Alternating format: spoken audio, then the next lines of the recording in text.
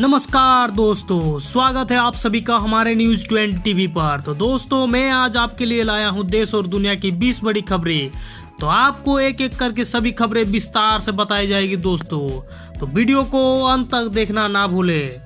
चलिए शुरुआत करते हैं आज की पहली खबर के साथ। दोस्तों, आज की पहली खबर है अमेरिका से। दोस्तों, अमेरिका से हार्पून मिसाइलों की खरीदगी करेगा भारत। 30 देशों की सेनाएं इसका इस्तेमाल कर रही है। आपको बताते चलो कि दोस्तों, अमेरिका ने $82 मिलियन यानी कि करीब 6 अरब 9 करोड़ 20,87,500 रुपये की एंटी-शिप हार्पून मिसाइल डील को मंजूरी दे दी है। इस मिसाइल के साथ भारत को इससे जुड़े कई दूसरे उपकरण भी दिए जाएंगे। भारत सरकार ने अमेरिका से हार्पून मिसाइल खरीदने की इच्छा जाहिर की थी। वही दूसरी खबर दोस्तों, जम्मू कश्मीर से कठुआ में चॉपर क्रैश होकर रंजीत सागर झील में गिरा। पायलट और सह पायलट की तलाश जारी। आपको बता चलो कि दोस्तों, जम्मू संभाग में कठुआ जिले के बसोहली के पुरथू के नजदीक भारतीय सेना का एक चॉपर क्रैश हुआ है। बचाव कार्य की जारी है। जानकारी के अनुसार सुबह 10:50 पर हादसा हुआ है। तलाशी अभियान के दौरान 2 हेलमेट, 2 बैग, 1 जूता और चॉपर के कुछ हिस्से बरामद हुए हैं। पायलट और सह पायलट का अभी तक कोई पता नहीं चला। वही दोस्तों, राहुल गांधी ने दौड़ाई एकजुटता की साइकिल। विपक्ष से अपील, एक रहेंगे तो दबा नहीं पाएंगे और आरएसएस और बीजेपी। आपको बता चलो कि दोस्तों, कांग्रेस नेता राहुल गांधी की ओर से नाश्ते पर बुलाई गई मीटिंग के बाद विपक्षी नेता साइकिलों से ही सांसद भवन के लिए रवाना हो गए। शिवसेना, एनसीपी, आरजेडी और सीपीआई समेत कई नेताओं ने राहुल गांधी की मीटिंग में हिस्सा लिए और फिर एक साथ ही संसद के लिए निकले। इस मीटिंग के दौरान राहुल गांधी ने विपक्षी नेताओं से एकजुट रहने की अपील की। उन्होंने कहा कि यदि हम लोग विपक्ष के तौर पर एकजुट रहेंगे तो फिर आरएसएस और बीजेपी हम लोगों की आवाज को दबा नहीं सकेंगे। वही गोगरा हाइट्स पर भी नरम पड़ा ड्रैगन, सेना हटाएगा चीन। आपको बताते चलो कि दोस्तों, भारत चीन के बीच हाल ही में खत्म हुए 12वें शीर्ष कमांडर लेवल की मीटिंग का असर दिखने लगा है। पूर्वी लद्दाख के गोगरा हाइट्स क्षेत्र में अब ड्रैगन अपनी सेना हटाने को लेकर राजी हो गया है। गोगरा हाइट्स क्षेत्र में दोनों देशों की सेना पिछले साल मई से ही आमने सामने है। इस क्षेत्र की पेट्रोलिंग पॉइंट 17A के नाम से भी जाना जाता है। पैंगोंग लेक इलाके से फरवरी में सेना हटाई गई थी और तब से ही गोगरा हाइट्स इलाके से सेना हटाने का मसला लंबित था। वहीं दिल्ली के विधायक की वेतन वृद्धि पर कैबिनेट की मुहर। अब 30,000 रुपये महीने होगी सैलरी। आपको बताते चलो कि दोस्तों, आम आदमी पार्टी सरकार की कैबिनेट ने मंगलवार को केंद्र के प्रस्ताव के अनुसार दिल्ली के विधायकों के वेतन वृद्धि को मंजूरी दे दी है। अब दिल्ली के विधायक को 30,000 रुपये प्रति माह वेतन मिलेगा।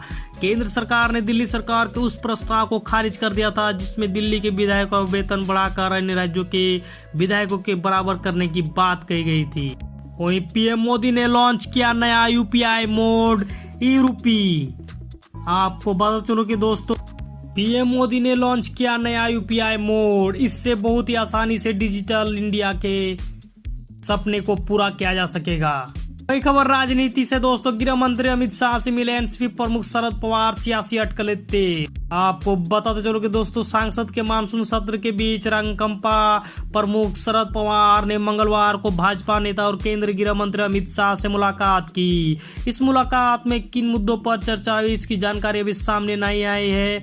बता दें कि केंद्र सरकार के खिलाफ जहां कांग्रेस अन्य विपक्षी नेताओं को एकजुट करने का प्रयास कर रही है, वहीं एनसीपी और भाजपा नेताओं के बीच नियमित बैठकें कई सवाल उठाती है। वहीं संयुक्त राष्ट्र सुरक्षा परिषद में पाकिस्तानी पत्रकार ने उठाया कश्मीर का मुद्दा, भारत ने बोलती बंद की। आपको बता चलो कि दोस्तों, दुनिया के सबसे शक्तिशाली संस्था संयुक्त राष्ट्र सुरक्षा परिषद का अध्यक्ष बनते भारत ने जम्मू कश्मीर पर अपने सख्त रुख से दुनिया को स्पष्ट संकेत दे दिया है। संयुक्त राष्ट्र सुरक्षा परिषद का अध्यक्ष बनने पर आयोजित एक संवाददाता सम्मेलन में भारतीय राजदूत टी.एस. त्रिमूर्ति ने एक पाकिस्तानी पत्रकार के कश्मीर मुद्दा उठाने पर उन्हें पाकिस्तान अधिकृत कश्मीर की यह दिलाकर बोलती बंद कर दी। वही दोस्तों, ट्विटर पर ट्रेंड हो रहे लापता महाराष्ट्र के पूर्व गृह मंत्री अनिल देशमुख। ईडी को नहीं मिल रहा लोकेशन। आपको बता चलो कि दोस्तों, महाराष्ट्र के पूर्व गृह मंत्री अनिल देशमुख मनी लॉन्ड्रिंग मामले की जांच के सिलसिले में पेश न होने के बाद ईडी सूत्रों ने कहा कि उन्हें नहीं पता कि वह कहां पर है। ईडी का कहना है कि देशमुख और उनके बेटे की लोकेशन भी नहीं मिल रही है। उधर आज देशमुख मामले में सुप्रीम कोर्ट में सुनवाई होनी है। ईडी को उम्मीद है कि सुप्रीम कोर्ट आज अहम फैसला सुनाएगा। इस बीच देशमुख ट्विटर पर ट्रेंड हो रहे हैं। वही दोस्तों जम्मू कश्मीर से खबर है। दोस्तों जम्मू कश्मीर में दहशत फैलाने की बड़ी साजिश का खुलासा, पुलिस ने जारी की 10 मोस्ट वांटेड आतंकियों की लिस्ट।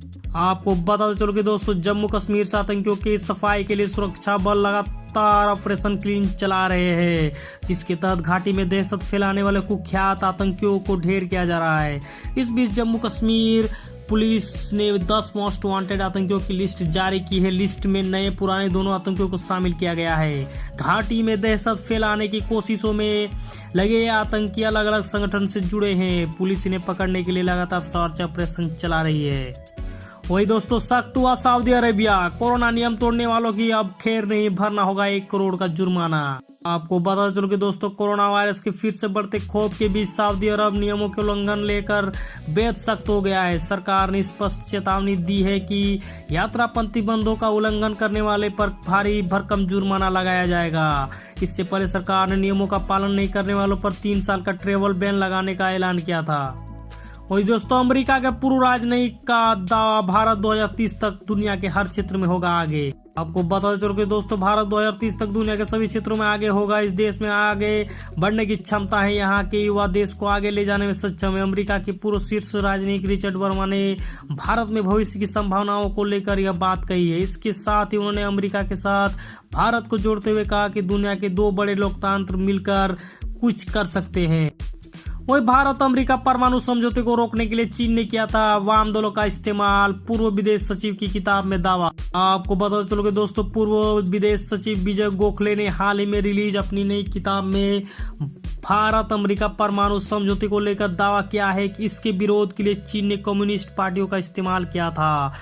गोखले ने इसे भारत की घरेलू राजनीति में चीन के राजनीतिक दखल की पहली घटना कहा है। वही दोस्तों अफगानिस्तान से खबर है। दोस्तों रेडियो स्टेशन पर तालिबान ने किया कब्जा। आपको बता चलो कि दोस्तों अफगानिस्तान के जिलों पर तालिबान का कब्जा स्थायी रूप से ले रहा है। खबरों के मुताबिक लड़ाकों ने लश्करगाह के एक रेडियो स्टेशन पर कब्जा कर लिया है। तालिबान ने अपनी धमकियों, चेतावनियों और प्रोपेगेंडा वॉइस ऑफ शारिया को लेकर रेडियो स्टेशन पर कब्जा किया है। बता दें कि प्रांतीय राजधानी लश्करगाह में तालिबान और अफगान सेना के बीच बीते 5 दिनों में लड़ाई चल रही है। वो 1 साल बाद वुहान में कोरोना फिर कत्लेआम मचाने को तैयार। चीन बोला अब हर नागरिक की करेंगे जांच। आपको बता चलो कि दोस्तों जहां से निकलकर कोरोना वायरस ने पूरी दुनिया में तबाही मचाई, एक बार फिर उसी चीन के वुहान शहर में कत्लेआम मचाने को तैयार है। चीन ने वुहान शहर में एक बार फिर से कोरोना वायरस की आहट सुनाई देने लगी है, जिससे चीन टेंशन में आ गया है। वुहान में प्रशासन ने ऐलान किया है कि वह पूरी आबादी का कोरोना टेस्ट करेगा। वही तुर्की ने धमाके के बाद अचानक हरा हो गया आसमान। आपको बता चलो कि दोस्तों तुर्की के इजमीर में सोमवार को लगे आसमान में एक विस्फोट की आवाज सुनकर चौंक गए। इतना ही नहीं बल्कि कुछ सेकंड के लिए आसमान एक रंग का चमकीला हरे रंग में बदल गया। देश के कोई सोशल मीडिया यूजर्स ने एक उल्का के जमीन पर गिरने का वीडियो शेयर किया। वहीं यूएस ने 24 रशिया डिप्लोमेट्स को 3 सितंबर से पहले देश छोड़ने का दिया आदेश, वीजा को बनाया आधार। आपको पता चलो कि दोस्तों दुनिया को आने वाले समय में 2 महाशक्तियों के बीच टकराव देखने को मिल सकता है, क्योंकि अमेरिका और रूस के रिश्ते लगातार बिगड़ते जा रहे हैं। यूएस प्रेसिडेंट जो बाइडेन के प्रशासन ने 24 रूसी राजनयिकों को देश छोड़ने को कहा है। वही दोस्तों विदेश मंत्री शाह महमूद कुरैशी आतंकी संगठन आईएस पर बयान देकर घिरे, अब पाकिस्तान ने दी सफाई। आपको बता चलो कि दोस्तों पाकिस्तान के विदेश मंत्रालय ने विदेश मंत्री शाह महमूद कुरैशी के पहले के बयान पर एक स्पष्टीकरण जारी किया है। इसमें उन्होंने कहा था कि अफगानिस्तान में आतंकी संगठन इस्लामिक स्टेट के आतंकवादियों की निगरानी करना और उन्हें रोकना अफगान सरकार की जिम्मेदारी है। वही दोस्तों ऑयल टैंकर पर हमले के बाद ब्रिटेन ईरान के बीच बढ़ा तनाव, राजनीति को क्या तलब। आपको बता चलो कि दोस्तों ब्रिटेन और ईरान ने अरब सागर में एक तेल टैंकर पर हाल ही में हमले के बाद बड़े तनाव के बीच सोमवार को एक दूसरे के राजनयिक को तलब किया है। तेल टैंकर MV मर्सर स्ट्रीट पर गुरुवार को ड्रोन हमले के बाद ब्रिटेन ने ईरान के राजदूत मोहसिन बहरवंद को विदेश राष्ट्रमंडल और विकास कार्यालय तलब किया है। इस हमले में ब्रिटेन के एक नागरिक और रोमानिया के एक नागरिक की मौत हो गई थी। वही दोस्तों, तालिबान में शामिल हो रहे पाकिस्तानी जिहादी लाशों के रूप में हो रही है अफगानिस्तान से वापसी। आपको पता चलो कि दोस्तों, अमेरिका, पाकिस्तान और अफगान नेता आने वाले समय में अफगानिस्तान के अंदर गिरे युद्ध की चेतावनी दे रहे हैं, लेकिन कई पाकिस्तानी जिहादी अब पहले ही अफगानिस्तान पहुंच चुके हैं। उनमें से कई तो लाशों के रूप में लौटे हैं। अफगानिस्तान से अमेरिका और नाटो सेनाओं की वापसी के बाद तालिबान ने अपना खूनी अभियान तेज कर दिया। तो दोस्तों, आज के लिए बस इतना है दोस्तों। अगर हमारी वीडियो आपको पसंद आए तो वीडियो को लाइक करें, शेयर करें और सब्सक्राइब करें दोस्तों। और इस तरह का डेली न्यूज अपडेट पाने के लिए बेल आइकन को दबाना ना भूलें। नमस्कार, आदाब, सत श्री अकाल, जय हिंद, जय भारत।